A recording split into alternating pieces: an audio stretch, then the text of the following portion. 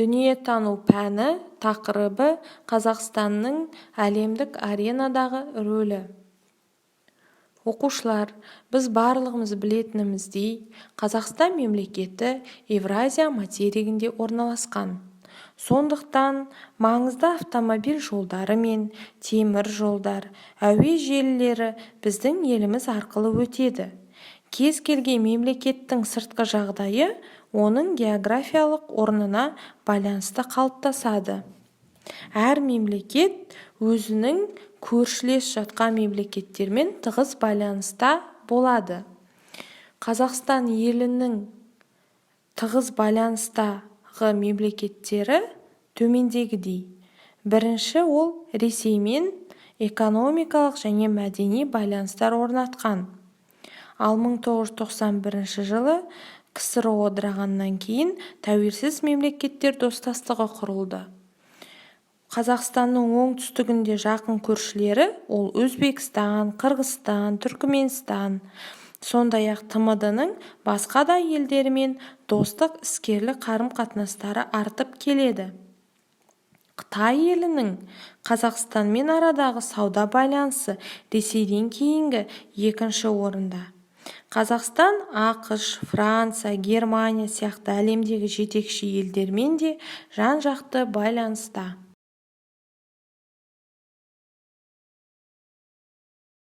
Әлемдік аренадағы рөлі туралы бейнежазбаны тамашалайық. Дана, қайда қарап тұрсың? Алан, қарашы, біздің планетамызда қанша мемлекет бар? Осы елдер мен біздің мемлекеттің арасында қандай байланыс бар деп ойланып тұрмын. Иә, Дана, дұрыс сұрақ қойдың. Қазақстан егемендігін жариялаған соң, сыртқы саясаттағы өзінің нақты ұстанымын анықтады. Қазақстан Республикасының мемлекеттік тәуелсіздігі туралы заңында Қазақстан Республикасы барлық мемлекеттермен өзара қатынасын халықаралық құқық принциптері бойынша құрады деп жазылған. Тәуелсіздігін жариялаған соң, Қазақстан әлемдік аренада дербес мемлекет ретінде танылды. Өзге елдер жас мемлекеттің тәуелсіздігін мойындауы саяси тұрғыдан өте маңызды. Қазақстан халықаралық ұйымдардың толық мүшесі болғаннан кейін әлемдік жобаларға, кездесулер мен форумдарға қатыса 60-тан аса мемлекет Қазақстанда өздерінің дипломатиялық өкілдіктерін, елшіліктерін ашты. Өз кезегінде Қазақстан да шетел аумағында өз елшіліктерін ашты. 1992 жылдың наурыз айында Қазақстан халықаралық беделді ұйым саналатын Біріккен ұлттар ұйымының толық құқықты мүшесі атанды. Енді Біріккен ұлттар ұйымы штаб пәтерінің алдында Қазақстанның көк байрағы желбіреп тұр. Біріккен ұлттар ұйымы әртүрлі мемлекет өкілдерінен құралған. Олардың мақсаты жер бетіндегі бейбітшілікті сақтау, мемлекеттер арасындағы достық қарым-қатынасты дамыту, тұрмыс деңгейін жақсарту үшін көмек көрсету және адам құқығын қорғау.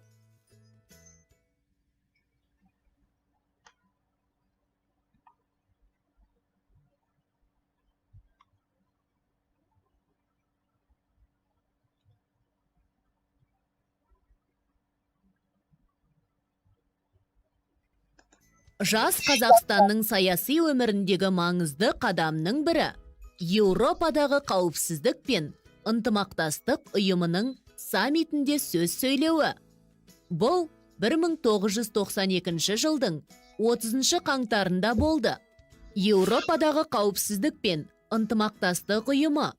Бұл ұйым Еуропа аумағында орналасқан мемлекеттердің қауіпсіздік мәселесін шешумен, жанжалдың алдын алумен және реттеумен айналысады. Сондай-ақ, бұл ұйым сайлау кезінде бақылаушы қызметін атқарады. Дағдарыс болған жерге барып, жағдайды қалпына келтіру жұмыстарымен айналысады. Сонымен қатар, аймақтардың экологиялық қауіпсіздігі үшін күреседі. Жыл сайын бір қатысушы мемлекет Еуропадағы қауіпсіздік пен ынтымақтастық ұйымға төраға болады. Осылайша 2010 жыл Қазақстан үшін маңызды кезең болып, осы ұйымды басқарды.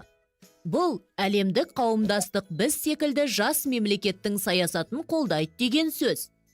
Құрамына Қазақстан енген тағы бір маңызды ұйымның бірі Шанхай ынтымақтастық ұйымы. 1996 жылы Шанхайда бір-бірімен өзара шектесетін Қазақстан, Қырғызстан, Қытай Халық Республикасы, Ресей Федерациясы, Тәжікстан мемлекеттерінің президенттері бас қосты. Мемлекет президенттері қарулы күштер саласы бойынша өзара сенімді нығайту және шекара маңындағы аудандарда қарулы техникалар санын азайту туралы келісімге қол қойды. Аталған мемлекеттердің мәдениет, экономика, білім және ғылым саласындағы тығыз байланысы 2001 жылы Шанхай ынтымақтастық ұйымына тың серпіліс берді. Шанхай ынтымақтастық ұйымының негізін қалаушылар мен мүшелерінің жалпы саны 6. Кейін 2017 жылы бұл ұйымға Үндістан және Пәкістан мемлекеттері қосылды. Қазақстан әлем халықтарының қауіпсіздігі үшін күресетін мемлекеттердің бірі.